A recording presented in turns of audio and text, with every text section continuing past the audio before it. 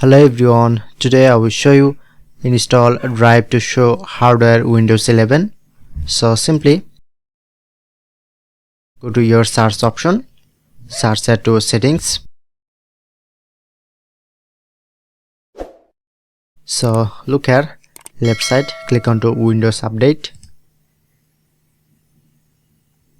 Click on Advanced option. After that, click on Optional Update and click on to select and just click on download and install. Okay.